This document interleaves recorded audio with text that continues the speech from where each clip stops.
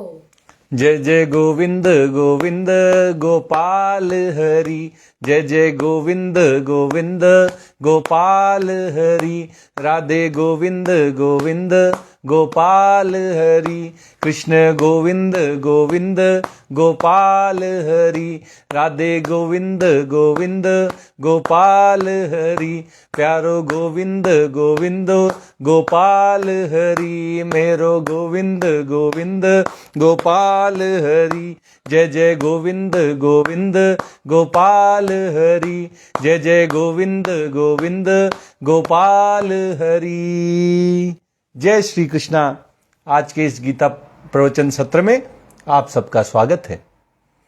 कल हमने जब गीता पर चर्चा की थी तो भगवान श्री कृष्ण अर्जुन को अपने स्वरूप के विषय में बता रहे थे कि जो कुछ भी तुम्हें दिखाई देता है, सुनाई देता है, जो भी तुम क्रियाएं करते हो, जो भी विषय तुम भोगते हो, ये सारा का सारा मेरे ही स्वरूप है।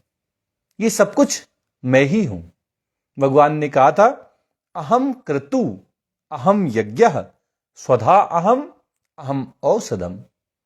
मैं ही वैदिक रीति रिवाज से किए जाने वाले कर्म हूं, मैं ही यज्ञ हूं, पितरों को दिया जाने वाला जो अर्पण है वो भी मैं ही हूं, स्वधा मैं हूं, और यज्ञों को करने में जो औषधियां वनस्पतियां प्रयोग में लाई जाती हैं वो भी मैं ही हूं। मंत्रो अहम अहम एव आज्यम अहम अग्निम अहम हुतम। मैं ही वे मंत्र हूं जिनके द्वारा यज्ञ किए जाते हैं। मैं ही वो घी हूं जो हवन कुंड में डाला जाता है। मैं ही वो हवन कुंड की अग्नि हूं, और जो हवन करने की क्रिया है वो भी मैं ही हूं। भगवान ने कहा था, पिता हम अस्य जगतो, मैं ही इस जगत का पिता हूं।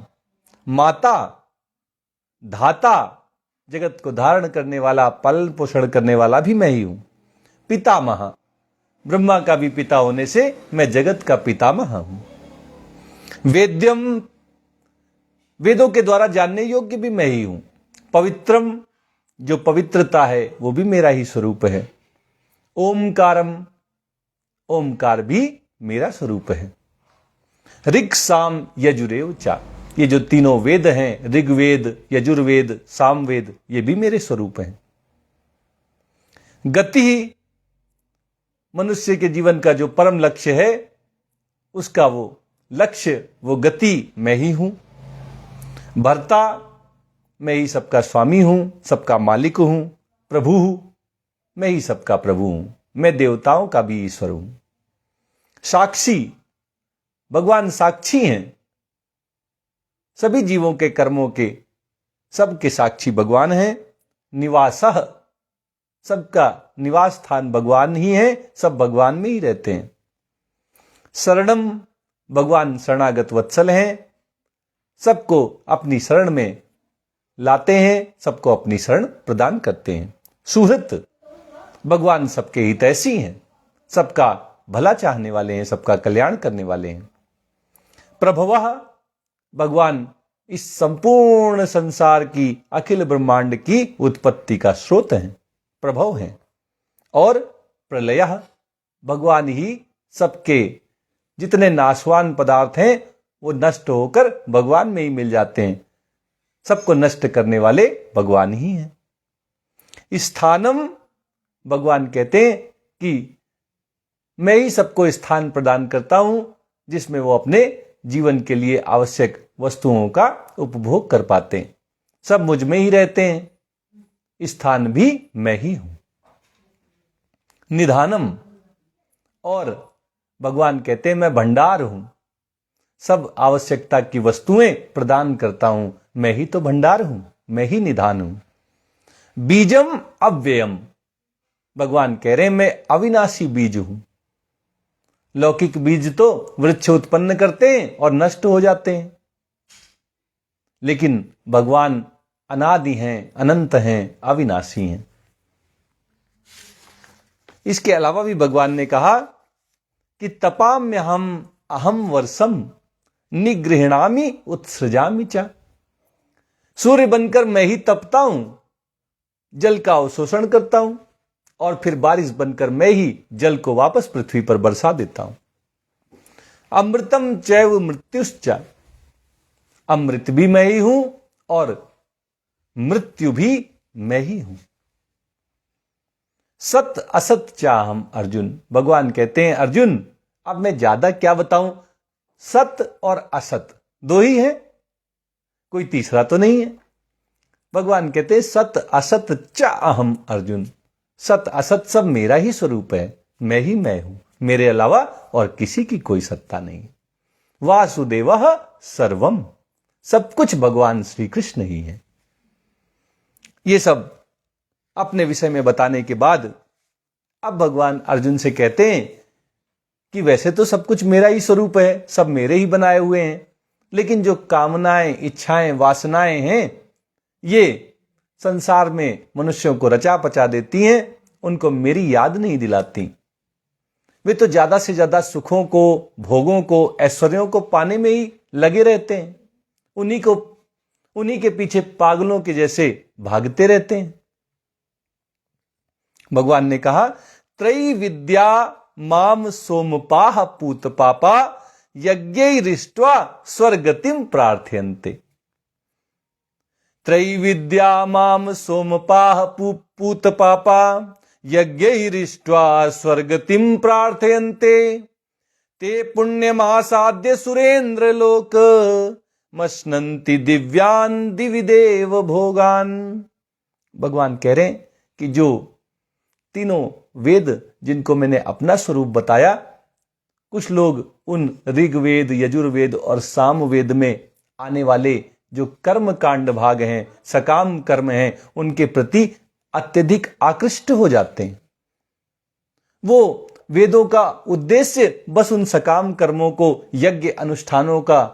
यज्ञों का अनुष्ठान करने को ही समझ लेते हैं।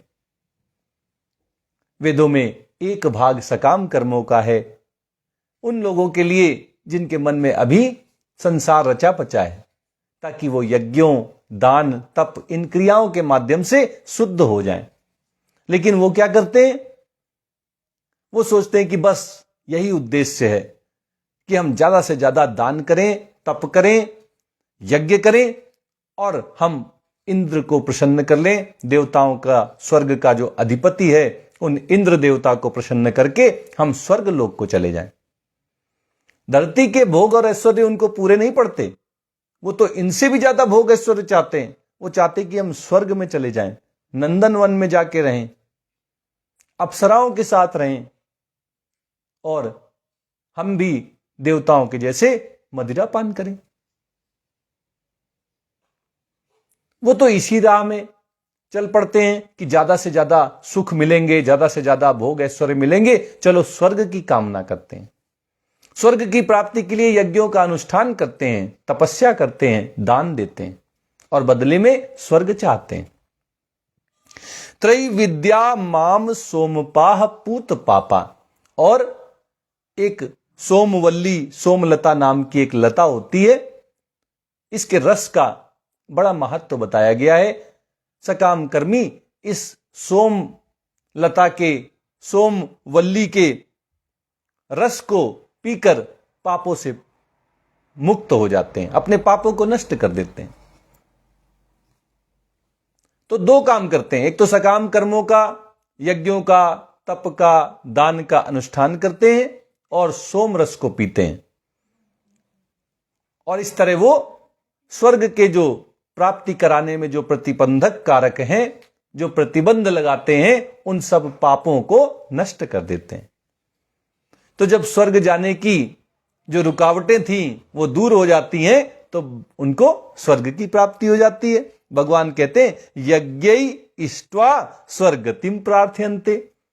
यज्ञों को करते हैं, यज्ञों के द्वारा इंद्र का पूजन करते हैं, उससे याचना करते हैं, प्रार्थना करते हैं कि मुझे स्वर्ग की प्राप्ति हो जाए। भगवान कहते हैं ते पुण्यमासाद्य सुरेंद्र लोक, अपने पुण्यों के बल पर वे स्वर्गलोक को प्राप्त हो जाते हैं, उनको स्वर्गलोक की प्राप्ति हो जाती है। मश्नन्ति दिव्यान दिवि देव भोगान, और वहां जाकर वो स्वर्ग के जो दिव्य देवताओं के जो भोग हैं, उन दिव्य भोगों का आस्वादन करते हैं, उनको भोगते हैं। उनकी इच्छा पूरी हो जाती है क्योंकि वो वेदों में बताए गए यज्ञों का अनुष्ठान करते हैं, सोमरस का पान करते हैं और पापों से मुक्त होकर पुण्यों के फलस्वरूप वो स्वर्ग में पहुंच जाते हैं। लेकिन ये स्वर्ग में पहुंचना हमेशा हमेशा के लिए नहीं होता, ये भी कुछ वर्षों के लिए होता है, धरती से ज्यादा समय के लिए होता है। भगवान कहते हैं, ते तम भुक्त्वा स्वर्ग लोकम विशालम, ते तम भुक्त्वा स्वर्ग लोकम विशालम, क्षीणे पुण्ये मृत्युलोकम विसंति, एवं त्रयी धर्म मनु प्रपन्ना, गतागतम काम कामा लभन्ते। भगवान कहते हैं कि ये शाश्वत सनातन नहीं है कि एक बार स्वर्ग प्राप्त हो गया तो हमेशा स्वर्ग में रहोगे, ऐसा नहीं है। इंद्र को भी हमेशा के लिए स्वर्ग नहीं मिलता, पुण्यों के फलस्वरूप वो इंद्र बन जाते हैं, कुछ काल तक वहां रहते हैं और जब उनके पुण्य समाप्त हो जाते हैं तो उन्हें भी मृत्यु लोक में आना पड़ता है। तो जिन इंद्र को प्रसन्न करके हम स्वर्ग में जाएंगे, जब वो इंद्र ही वहां नहीं रहने वाले हैं तो हम कहां रहेंगे वहां हमेशा के लिए।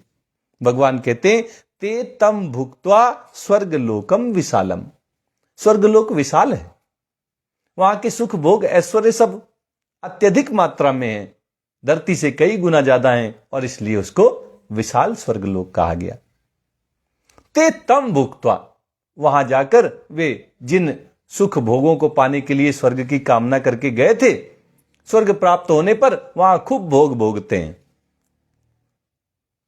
नंदन वन में घूमते हैं, सुरा का पान करते हैं और अप्सराओं के साथ नृत्य आदि का आनंद लेते हैं। उनको सभी सुख भोग मिलते हैं जिनकी इच्छा करके वो वहां गए थे। लेकिन क्षीणे पुण्य मृत्यु लोकम विसंति, लेकिन जब उनके पुण्य क्षीण हो जाते हैं, जैसे पुण्यों के लिए जो उन्होंने यज्ञ किया था, उस यज्ञ का आरंभ हुआ और यज्ञ समाप्त हो गया, ऐसे ही यज्ञ के फलस्वरूप जो उनको स्वर्ग प्राप्त हुआ था, जैसे ही पुण्य समाप्त हुए वैसे ही स्वर्ग भी छूट जाएगा और वापस वे मृत्यु लोक में आ जाते हैं। एवं त्रयी धर्म मनु प्रपन्ना, गता गतम काम कामा लभन्ते।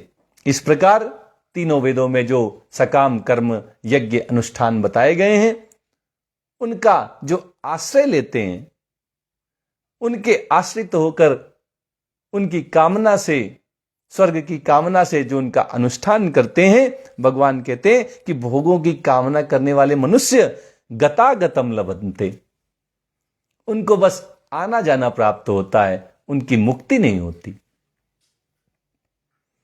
वो बार बार अपने यज्ञ आदि अनुष्ठान करके स्वर्ग जाते हैं, फिर जब उनके पुण्य समाप्त हो जाते हैं फिर मृत्यु लोक में आ जाते हैं, फिर से वो तप करते हैं, यज्ञ करते हैं, दान करते हैं और फिर पुण्य अर्जित करके फिर स्वर्ग लोक तक की यात्रा करते हैं। बार बार उनका आना जाना स्वर्ग लोक में चलता रहता है, उनको कभी भगवत प्राप्ति नहीं होती, वे कभी भगवत धाम को नहीं जाते। तो इस तरह स्वर्ग की कामना करना भी भगवान कह रहे हैं कि व्यर्थ है। जहां हमेशा नहीं रहेंगे वहां की कामना किस लिए की जाए। अब किसी ने एक होटल बुक कराया, वहां गया, 5 स्टार होटल में रहा, खूब अच्छे अच्छे भोजन किए, 56 भोग लगाए और मौज मस्ती की, और इसके बाद जब जितने दिन की बुकिंग थी वो समाप्त हो गई तो वापस तो अपने ही घर आना पड़ेगा। तो ऐसे ही मृत्यु लोक से बुकिंग हुई स्वर्ग लोक की कुछ सालों की, और वहां गए, खूब सुख भोगे और वापस तो मृत्यु लोक में आना पड़ेगा। तो जैसे होटल के साथ हम अपना नित्य संबंध नहीं रखते, ऐसे ही स्वर्ग के साथ भी हमारा कोई नित्य संबंध नहीं है, वहां आना जाना लगा रहेगा। सराय की तरह है, थोड़े यहां ठहरे थोड़े वहां ठहरे, लेकिन कोई शाश्वत शांति नहीं मिलेगी, कोई मोक्ष कोई मुक्ति प्राप्त नहीं होगी। और इसलिए इसकी भी कामना नहीं करनी है। स्वर्ग की कामना को भी त्याग देना चाहिए। वहीं अगर कोई भगवान का सुमिरन करे, भगवान के भजन करे, भगवान की भक्ति करे, भगवान से प्रेम करे, तो फिर उसको तो भगवत प्राप्ति हो जाती है। वो तो गोलोक धाम वृंदावन को पहुंच जाता है और फिर तो कभी उसको मृत्यु लोक में नहीं आना पड़ता। उसका तो जन्म और मृत्यु का चक्र ही समाप्त हो जाता है। भगवान कहते हैं अनन्यास चिंतयन्तो माम ये जना पर्युपासते तेसाम नित्याभियुक्तानाम योग क्षेमम वहाम्यहम। भगवान कह रहे हैं अनन्यास चिंतयन्तो, जो अनन्य भाव से भगवान का चिंतन करते हैं, सदा भगवान के चिंतन में लगे रहते हैं, जिनको संसार में कोई महत्व बुद्धि नहीं है, संसार से किसी कामना वासना इच्छा से वो अब रहित हो गए हैं। उनके जीवन का एक ही लक्ष्य हो गया है कि मुझे सारे कर्म भगवान की प्रसन्नता के लिए करने हैं, मुझे अपने भगवान श्री कृष्ण को रिझाना है, मुझे भगवत प्राप्ति करनी है, मुझे भगवत भक्ति करनी है, मुझे भगवत प्रेम करना है। तो उनका चिंतन हमेशा भगवान का ही होता है, उनके द्वारा भगवान का ही चिंतन किया जाता है। ये जनाः पर्युपासते, जो इस तरह अनन्य भाव से भगवान का पूजन करते हैं, भगवान की उपासना करते हैं, भगवान कहते हैं तेसाम नित्याभियुक्ता नाम, जो हमेशा भगवान के साथ जो नित्य संबंध है उसकी याद करते रहते हैं कि इस जन्म में कोई हमारे माता बने, कोई हमारे पिता बने, कोई पत्नी, कोई पुत्र बने, कोई सगे संबंधी बने, कोई यार दोस्त बने। लेकिन जब जन्म बदल जाएगा, हमारी मृत्यु हो जाएगी, हम नए शरीर में जाएंगे, तो वहां कोई और माता पिता होंगे, कोई और पत्नी पुत्र होंगे, कोई और सगे संबंधी, कोई और मित्र होंगे। ये सब तो बदलते रहेंगे, लेकिन भगवान हमेशा से हमारे रहे हैं और हमेशा हमारे रहेंगे। भगवान ही हमारे हैं और हम भगवान के ही हैं। इस शाश्वत संबंध के साथ जो नित्य युक्त रहते हैं, भगवान कहते हैं उनका योग क्षेमम वहाम्यहम, उनका योग और उनका क्षेम, इनको भगवान ही वहन करते हैं। योग का मतलब है जोड़, जो नहीं है उसकी प्राप्ति कराना योग है। और क्षेम का अर्थ है रक्षा। किसकी रक्षा? जो पहले से है वो बना रहे। ये दो ही काम, ये दो ही जरूरतें मनुष्यों के अंदर रहती हैं कि जो हमारे पास है भगवान की कृपा से वो बना रहे, और जो नहीं है भगवान की कृपा से उसकी प्राप्ति हो जाए। यही तो दो इच्छाएं होती हैं।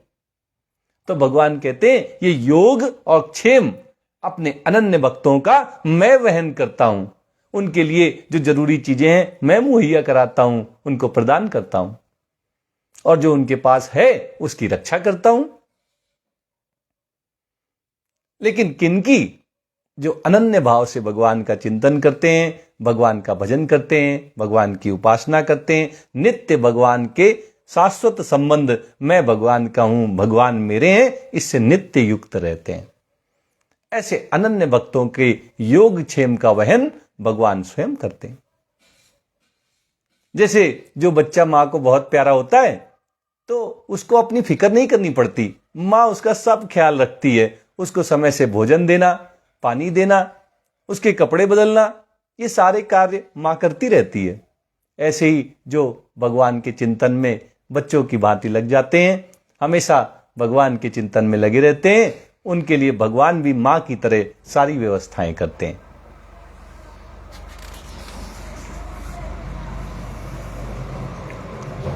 अब भगवान कह रहे हैं कि जो दूसरे देवताओं की भगवान से उनको अलग मानकर पूजा करते हैं, वास्तव में वे भी भगवान की पूजा करते हैं, क्योंकि भगवान से अलग तो कुछ है नहीं, सब कुछ भगवान है। वासुदेवः सर्वम।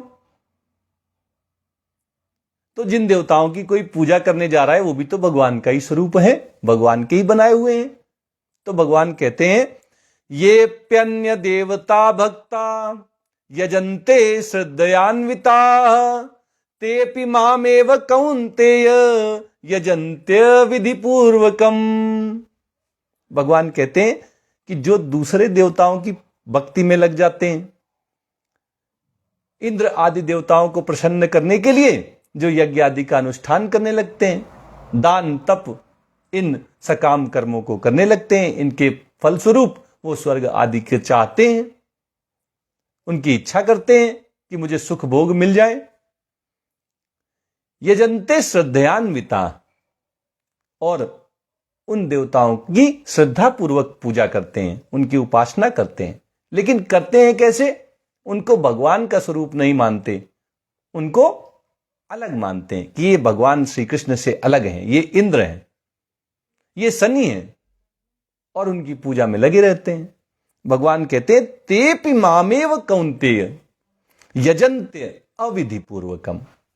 भगवान कहते हैं हे कुंती नंदन, हे कौन्तेय, हे अर्जुन, वो भी मेरी ही पूजा करते हैं, क्योंकि मुझसे अलग तो किसी की कोई सत्ता है नहीं, तो जो भी करोगे वो मेरे लिए ही होगा। लेकिन भगवान कहते हैं ये अविधि पूर्वकम है, अविधि पूर्वक है। क्यों? क्योंकि उन्होंने भगवान से अलग मान रखा है उन देवताओं को। अज्ञानी की भांति वे पत्तों में पानी डाल रहे हैं, फूलों में पानी डाल रहे हैं, फलों में पानी डाल रहे हैं, लेकिन वो जड़ में पानी नहीं डाल रहे हैं। अगर जड़ में पानी डाल देंगे तो सारे के सारे फल, फूल, पत्ते, तना सब जगह पानी पहुंच जाएगा। उसके लिए अलग से कोई व्यवस्था करने की आवश्यकता तो नहीं है। हर पत्ते में जाके जल डालने की आवश्यकता तो नहीं है। जड़ में पानी पहुंच जाने से सब जगह पानी वृक्ष में पहुंच जाता है। ऐसे ही अगर कोई भगवान श्री कृष्ण को रिझाए, भगवान श्री कृष्ण की भक्ति करे, भगवान श्री कृष्ण से प्रेम करे, तो सभी देवता प्रसन्न हो जाते हैं। लेकिन अगर किसी देवता विशेष को भगवान श्री कृष्ण से अलग मानकर केवल उनकी पूजा की जाए, तो भगवान कहते हैं ये विधि पूर्वक नहीं है, ये अविधि पूर्वक है। ये ठीक बात नहीं है कि तुम किसी एक देवता की पूजा में लग जाओ और उसको भगवान का स्वरूप ना मानो। हां, अगर किसी देवता की पूजा में लग जाओ ये सोचकर कि ये भी भगवान का ही स्वरूप है। किसी को मुरली वाले भगवान श्री कृष्ण बहुत अच्छे लगते हैं तो वो भगवान श्री कृष्ण के उस रूप की पूजा करे। किसी को धनुषधारी भगवान राम बहुत अच्छे लगते हैं तो वो भगवान राम की पूजा करे कि ये भी हमारे कृष्ण के ही अवतार हैं, उनके ही स्वरूप हैं। किसी को बड़ी सूंड वाले गजानन महाराज अच्छे लगते हैं, किसी को लिंग आकार के भगवान शिव भोलेनाथ अच्छे लगते हैं, किसी को शनि देव अच्छे लगें, किसी को इंद्र अच्छे लगें। सबकी पूजा करो, लेकिन ये सोचकर कि ये भी हमारे भगवान श्री कृष्ण के ही अवतार हैं, उनके ही स्वरूप हैं, उनके ही पार्षद हैं। भगवान श्री कृष्ण से अलग कुछ भी नहीं है। वासुदेवः सर्वम, सब कुछ भगवान श्री कृष्ण वासुदेव ही है। और तब अगर पूजा की जाए तो कुछ और ही बात होगी, फिर वो विधि पूर्वक हो जाएगी। तो अब भगवान बता रहे हैं कि अविधि पूर्वक क्यों है। भगवान कहते हैं अहम ही सर्व यज्ञानाम भोक्ता च प्रभुरेव च न तुमाम अभिजानन्ति तत्त्वेनातश्च्यवन्ति ते। भगवान कह रहे हैं कि अहम ही सर्व यज्ञानाम भोक्ता, मैं ही सभी यज्ञों का भोग करने वाला हूं। प्रभुरेव च, और मैं ही सभी यज्ञों का स्वामी हूं। जब सारी सृष्टि भगवान से ही उत्पन्न हुई तो इस संपूर्ण सृष्टि के अखिल ब्रह्मांड के स्वामी प्रभु भगवान श्री कृष्ण ही है। और सब कुछ भगवान श्री कृष्ण के निमित्त ही किया जाता है। यज्ञो वे विष्णु, यज्ञों का उद्देश्य ही भगवान विष्णु को प्राप्त करना है। तो भगवान कह रहे हैं कि उन यज्ञों के फल के भोक्ता भी मैं ही हूं। उनके फल का भोक्ता भगवान श्री कृष्ण ही है। लेकिन जो अन्य देवताओं की पूजा में लगे रहते हैं, स्वर्ग आदि की कामना करते हैं, वे तो जानते नहीं इस बात को। न तो माम अभिजानन्ति, भगवान कहते हैं कि वो मुझे नहीं जानते, मेरे स्वरूप को नहीं जानते, वो मेरे विराट स्वरूप को नहीं जानते। और इसलिए तत्त्वे नातश्च्यवन्ति ते, और इसलिए वे पतन को प्राप्त होते हैं उनका पतन हो जाता है, क्योंकि वे भगवान के तत्व को नहीं जानते। तत्व की दृष्टि से सब कुछ भगवान है। सत असत चाहम अर्जुन, सत और असत सब भगवान का ही स्वरूप है। तत्व से भगवान को न जाने के कारण वे अविधि पूर्वक दूसरे देवताओं की पूजा में लग जाते हैं और फलस्वरूप स्वर्ग भले पहुंच जाएं, फिर वहां से मृत्यु लोक में आ जाते हैं, कभी मुक्त नहीं हो पाते, कभी भगवत धाम नहीं जा पाते, कभी उन्हें भगवत प्राप्ति नहीं होती। मनुष्य शरीर मिला था भगवत प्राप्ति के लिए और वे बस स्वर्ग और मृत्यु लोक के ही चक्कर लगाते रहते हैं। इसलिए भगवान कहते हैं कि भले ही ऊंचे पहुंच जाओगे स्वर्ग तक, लेकिन फिर भी तुम्हारा पता नहीं है, क्योंकि गिरना तो तुमको वापस पड़ेगा ही, भले ही कुछ समय के बाद गिरोगे।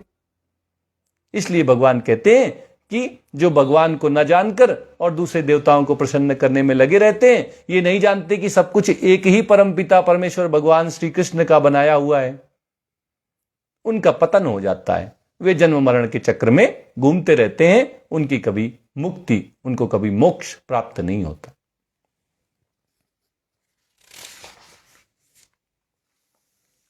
अब भगवान कह रहे हैं कि जो जिस भाव से भगवान की पूजा करता है उसी के अनुसार भगवान उसको फल देते हैं।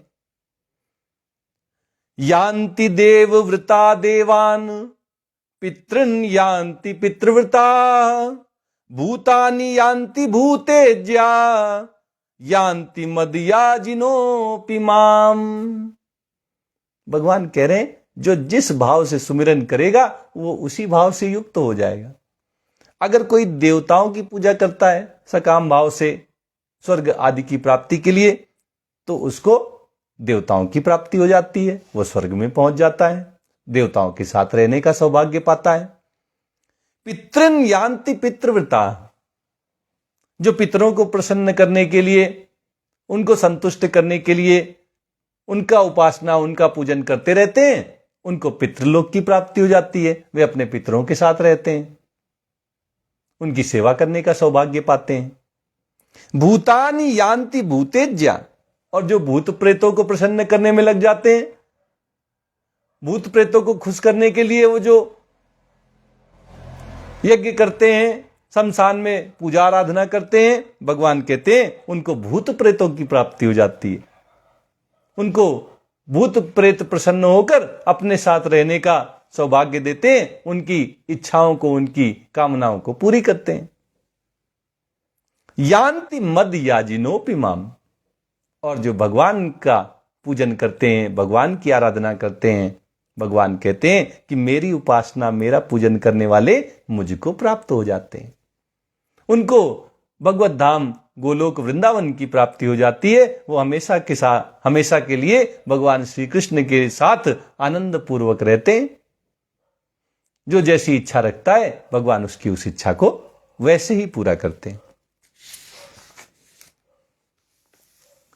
अब यह सुन के तो लग रहा होगा कि देवताओं की पूजा करने वाले देवताओं को पा जाते हैं, पितरों की पूजा करने वाले पितृलोक में चले जाते हैं, भूतों प्रेतों की पूजा करने वाले भूत प्रेत के लोकों में चले जाते हैं, और भगवान की पूजा करने वाले भगवान के लोक में चले जाते हैं।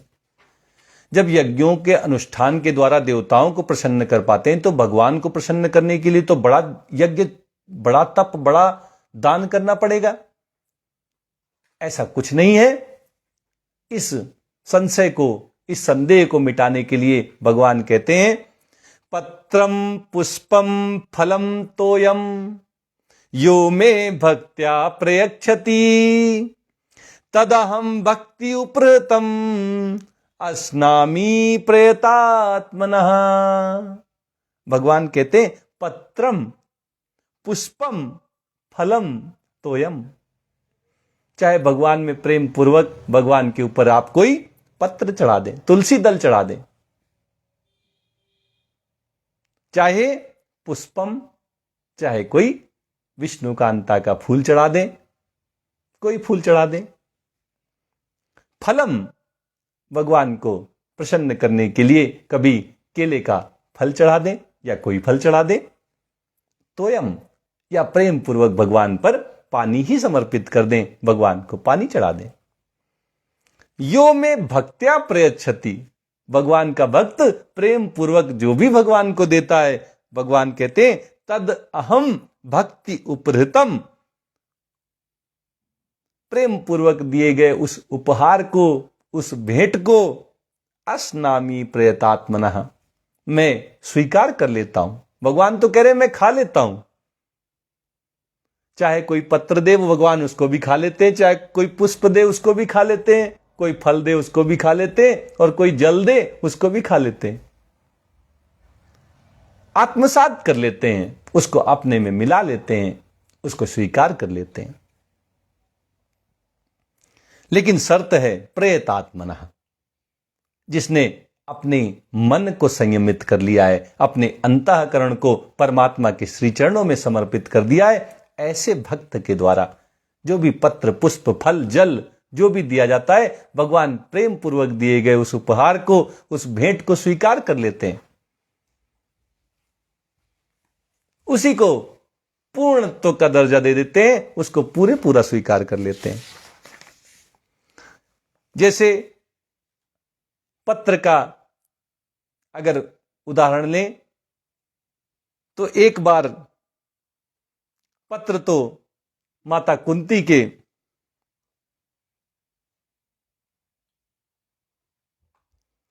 पत्र तो एक बार द्रौपदी के जो अक्षय पात्र था उसमें से एक तुलसी दल लेकर भगवान ने दुर्वासा ऋषि को उनके सभी जो शिष्य थे उनके सहित तृप्त कर दिया था। भगवान ने उस पत्र को स्वीकार करके सबका पेट भर दिया था। ऐसे ही पुष्प, जब गजेंद्र ने सरोवर का एक पुष्प उठाकर भगवान का पूजन करके उनको समर्पित किया तो उसके प्राण बचाने के लिए भगवान स्वयं आ गए थे। फल, सबरी ने तो जूठे जूठे बेर भगवान को खिलाए थे। उन जूठे बेरों को खाकर भी भगवान ने सबरी के उस प्रेम को स्वीकार कर लिया था। उन जूठे बेरों को भी भगवान ने प्रेम पूर्वक खा लिया था। और जल, एक बार रंती देव ने भगवान को जल पिलाया था और भगवान ने स्वयं उनको दर्शन दिए थे। तो जिसने भी अपने मन को अपने वश में करके, अंतःकरण को संयमित करके भगवान को जो भी अर्पित किया है, भगवान ने हमेशा उसको स्वीकार किया है। हमारा दिया हुआ भी भगवान जरूर स्वीकार करेंगे। बस एक बार मन में ये आ जाए कि भगवान मेरे हैं और मैं भगवान का हूं। मेरे द्वारा की जाने वाली सारी क्रियाएं, सारे कर्म केवल और केवल भगवान की प्रसन्नता के लिए हैं, मुझे और किसी को खुश नहीं करना है। इस प्रकार अनन्य भाव से जब भगवान को कुछ भी दिया जाएगा तो वो भगवान का ही स्वरूप, भगवान उसको स्वीकार कर लेंगे, भगवान उसको आत्मसात कर लेंगे। लेकिन केवल पत्र पुष्प फल और जल ही नहीं भगवान को देना है, आप सब कुछ भगवान को दे सकते हैं। जो भी कर्म करें वो भी भगवान को अर्पित कर दें। जो भी क्रियाएं आपके द्वारा हों वो सारी भगवान को समर्पित हो जाए। यही बात भगवान अर्जुन से कह रहे हैं, यत करोसी यत अस्नासी यत जुहोसी ददासी यत तपस्यसि कौन्तेय तत्कुरुस्व मदर्पणम।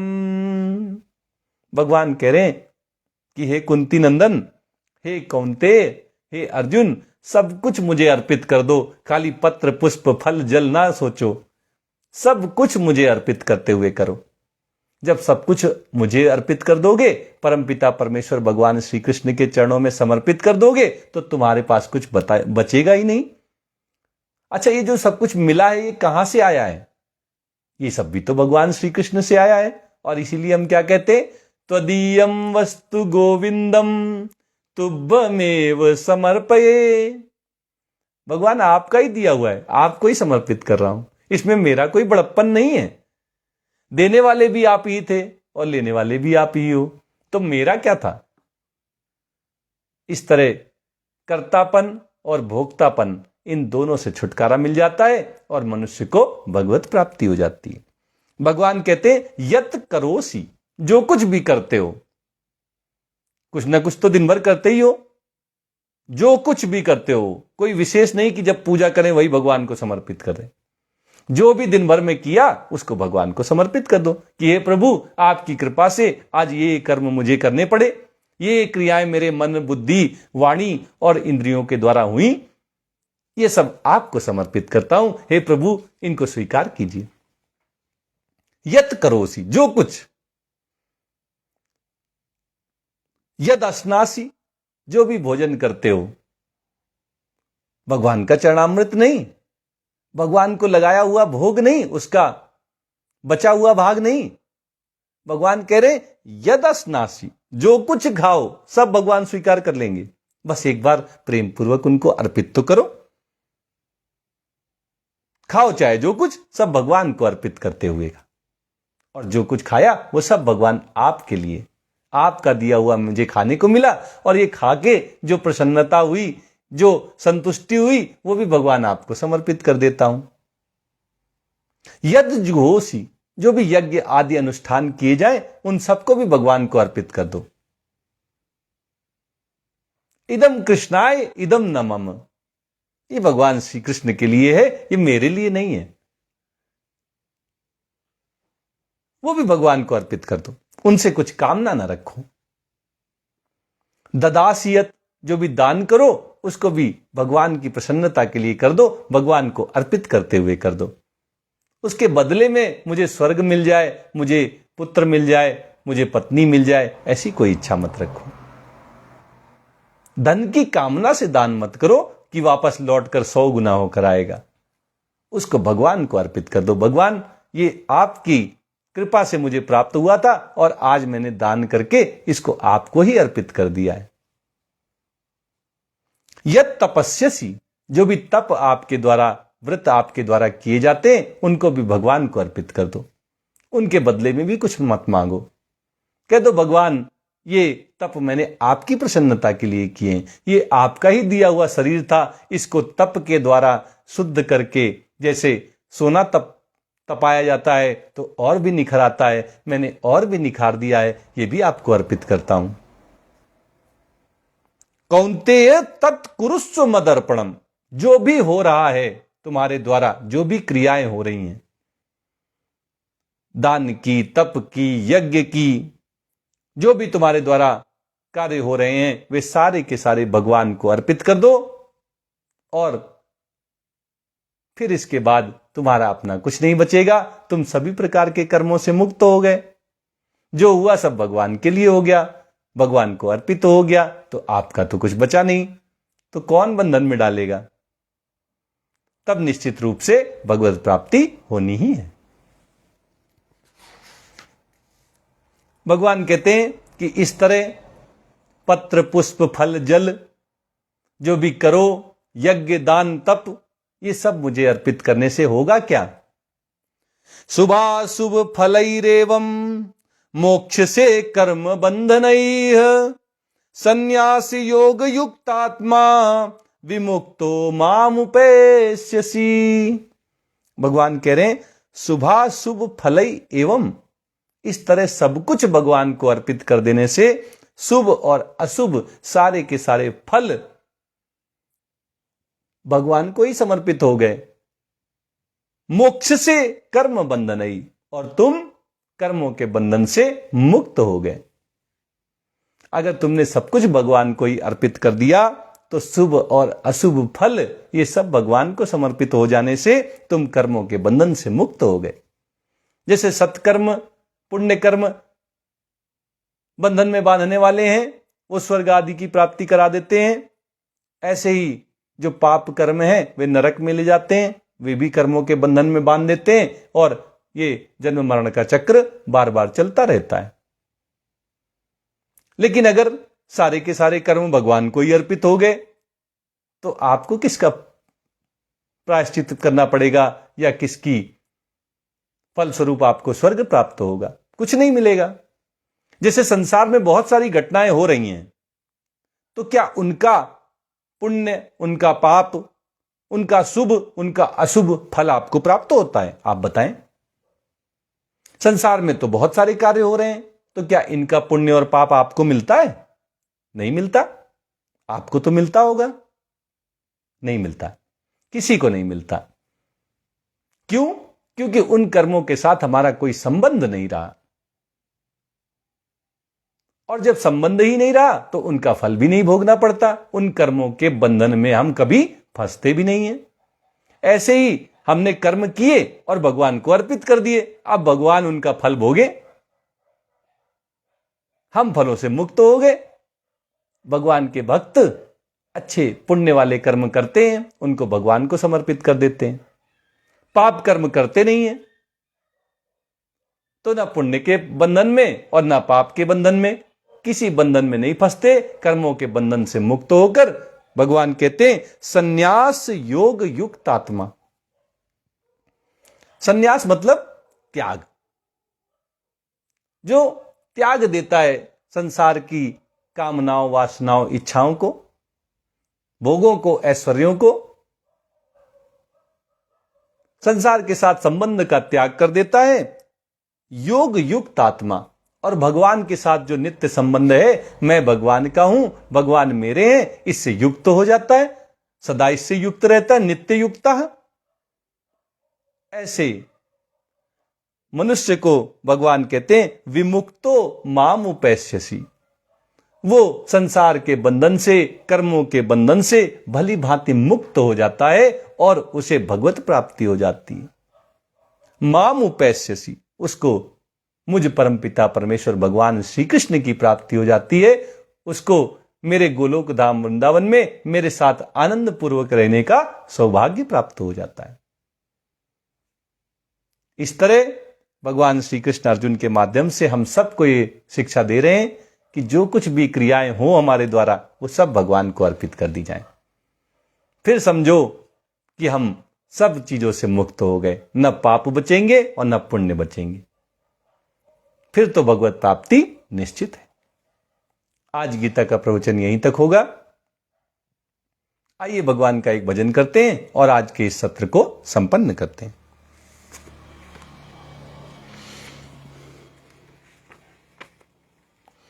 आज भगवान का भजन एक बधाई गीत के माध्यम से किया जाए।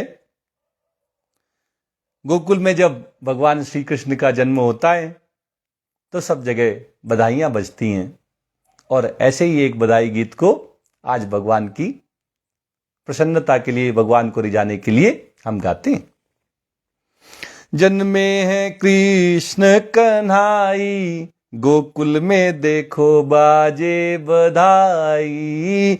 जन्मे हैं कृष्ण कन्हाई, गोकुल में देखो बाजे बधाई। यमुना भी धन्य हुई छू के चरण को, यमुना भी धन्य हुई छू के चरण को। लेके वसुदेव चले प्यारे ललन को, लेके वसुदेव चले प्यारे ललन को। ओ दिए कान्हा को ब्रज पहुंचाई, गोकुल में देखो बाजे बधाई। जन्मे हैं कृष्ण कन्हाई, गोकुल में देखो बाजे बधाई। हाँ, धन्य हुई है ब्रज भूमि सारी, धन्य हुई है ब्रज भूमि सारी। त्रैलोकी नाथ जन्मे कृष्ण मुरारी, त्रैलोकी नाथ जन्मे कृष्ण मुरारी। ओ सारी नगरी है आज हर साई, गोकुल में देखो बाजे बधाई। सारी नगरी है आज हर साई, गोकुल में देखो बाजे बधाई। जन्मे हैं कृष्ण कन्हाई, गोकुल में देखो बाजे बधाई। बनठन लुटावे बाबा पायल और छल्ला, बनठन लुटावे बाबा पायल और छल्ला।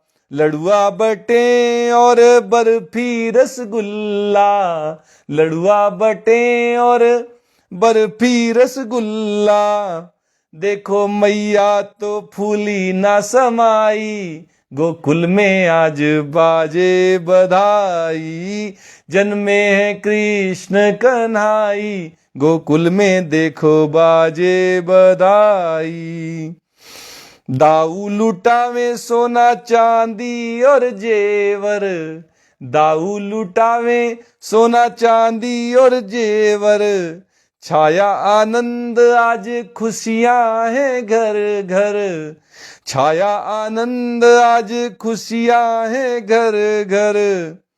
ये सब देख हंसते हैं कन्हाई, ये सब देख हंसते हैं कन्हाई, गोकुल में देखो बाजे बधाई, जन्मे हैं कृष्ण कन्हाई, गोकुल में देखो बाजे बधाई।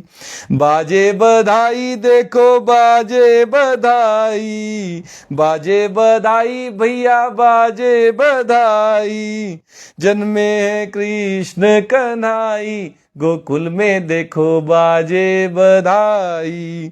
बोलिए नंद के लाला की जय, प्यारे कान्हा की जय। जय श्री कृष्णा, जय श्री कृष्णा, जय जय श्री राधा कृष्णा।